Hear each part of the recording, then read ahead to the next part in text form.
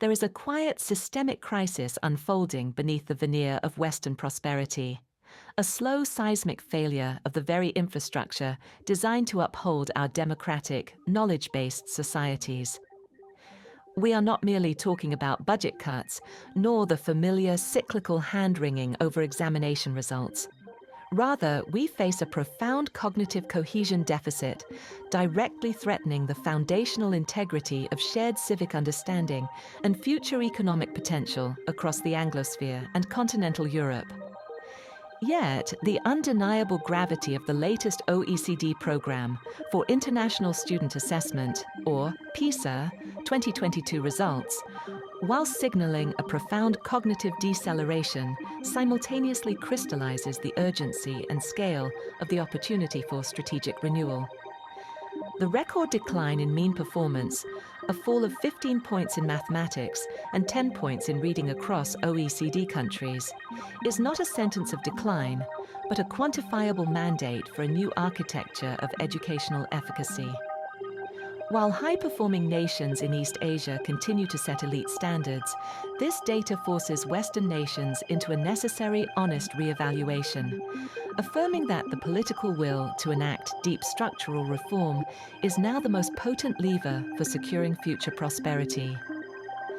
This moment of challenge is precisely the catalyst for advancing policy pathways that align our educational outputs with the long-term, high-skill demands of the global economy. Part 1. The policy friction and the mandate for adaptation. A major factor contributing to this decline has been the Western policy fixation on relentlessly measurable standardized metrics, a pedagogical phenomenon often termed quantitative myopia. In the United States, federal policies such as the No Child Left Behind Act inadvertently compromise the holistic development of citizens by prioritizing standardized outcomes to the detrimental exclusion of essential civics and critical thinking instruction. However, this intellectual vulnerability has powerfully catalyzed a dynamic counter-movement, a decisive pivot towards sophisticated performance-based assessment, PBA models that value critical thinking, collaboration, and the application of knowledge to real-world scenarios, thereby fostering holistic development over mere metrics.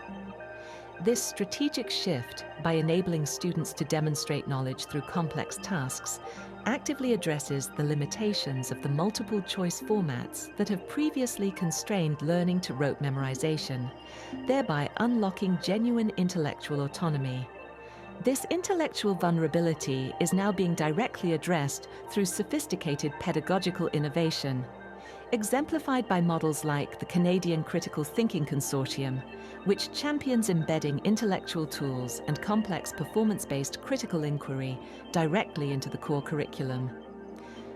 The solution lies not in avoidance of complex material, but in equipping every student with the robust, evidence-based reasoning skills needed to participate constructively in disagreement and resist the corrosive effects of polarization. Furthermore, attempts to apply market-driven principles to public services have been met with a powerful restorative policy consensus. While market mechanisms, such as the Academies Programme, championed by former UK Secretary of State for Education, Michael Gove, inadvertently risked increased social segregation and harm to community schools. These challenges have spurred a definitive political and regulatory response, focusing on equity as the central organizing principle. Similarly, the push for deregulation and disinvestments in public services under former US Secretary of Education, Betsy DeVos, galvanized a necessary reaffirmation of education as a guaranteed public merit good. The focus has now robustly shifted to preventative policy, with expert consensus confirming that investment in high-quality early childhood education and care, ECAC, is the single most potent lever for preempting socioeconomic underachievement and ensuring every child realizes their potential from the earliest stages of life. Even the financial instability gripping the tertiary sector, with data from the UK regulator, the Office for Students, OFS, forecasting deficits for a significant percentage of English providers is not a sign of fundamental weakness, but a catalyst for the necessary long-term recalibration of the sector's funding model. This structural realignment, despite short-term pressures, will ultimately stabilize the core capability of UK institutions, which are globally proven to educate more national leaders than any other country, thereby safeguarding Britain's unique soft power and global academic influence for generations to come. Part 2. The Blueprint for Cognitive and Civic Resilience. The first crucial imperative for societal renewal is the strategic elevation and rebalancing of vocational education and training, VET. VET is widely recognized across the OECD as a vital non-academic pathway that serves as a well-established antidote for youth unemployment and skill deficiency. This necessity is being rigorously addressed by the European Commission, which, through its European Quality Assurance Reference Framework for Vocational Education and Training, ECOVET, provides sophisticated governance to build trust and ensure the consistency of VET provision across member states. This policy, overseen by bodies like the European Centre for the Development of Vocational Training, CEDEFOP, ensures that VET is elevated to a strategic economic pathway, providing verifiable high-quality employment outcomes that promote social inclusion. This institutional rigour echoes the structural principles of highly successful international models, such as the adaptable German dual VET system, demonstrating that quality-assured vocational learning is essential for enhancing employability and driving economic excellence. Beyond economic renewal, the most crucial solution for combating political polarisation and democratic fragility lies in the mandatory proactive cultivation of critically aware citizenship. The Nordic model, specifically in Finland, provides the global benchmark for building genuine societal resilience against sophisticated disinformation. Finland has consistently earned the top spot in European media literacy rankings, strategically viewing this education as an essential component of protecting society from the systematic dissemination of anti-democratic messages. Their policy mandates that media education concepts, including the analysis of propaganda and the use of misleading statistics, are integrated directly into student coursework. This comprehensive strategy, coordinated across schools, civil society organizations, and government ministries, proactively equips individuals with the critical thinking required to navigate the high-choice, high-disinformation environment of the modern age, ensuring the future democratic sphere is stabilized by an intellectually robust populace. Part 3. Governing the ultra-advanced horizon. Looking toward the ultra-advanced future, the next revolution involves moving beyond the failing, one-size-fits-all educational paradigm.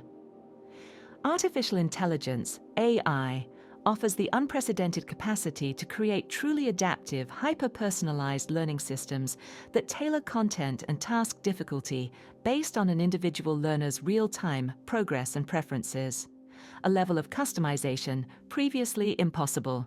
This technological leap is structurally coupled with the rise of micro-credentials, MCs, flexible, shorter qualifications that enable professionals to gain specialized, industry-relevant competencies rapidly.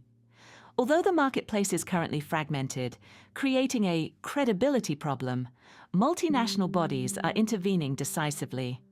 Organizations like the IEEE and the European Commission are developing robust standardization frameworks to define precisely what these credentials represent in terms of measurable accomplishments.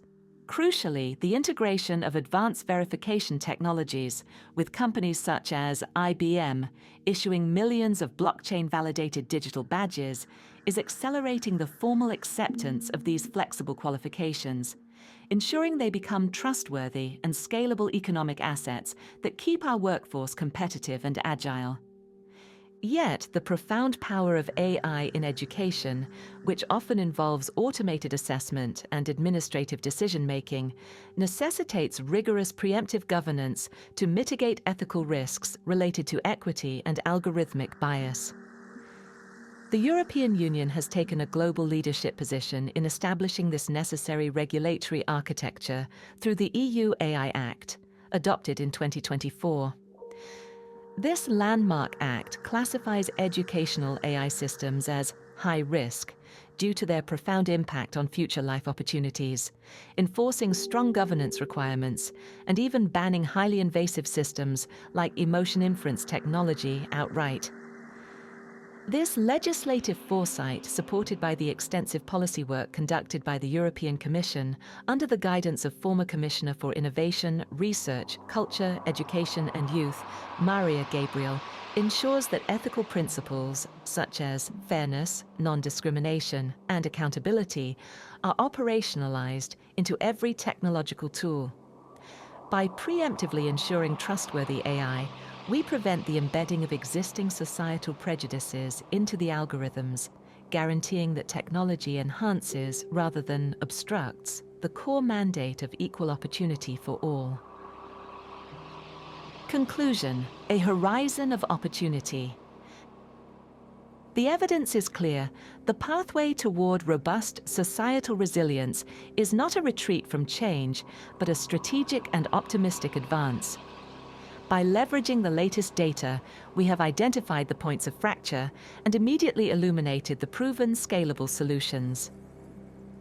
From investing in ECEC and standardizing VET through the EQA-VET framework, to cultivating mandatory civic resilience via the Nordic model of media literacy and governing the future of personalized learning with the ethical rigor of the EU AI Act.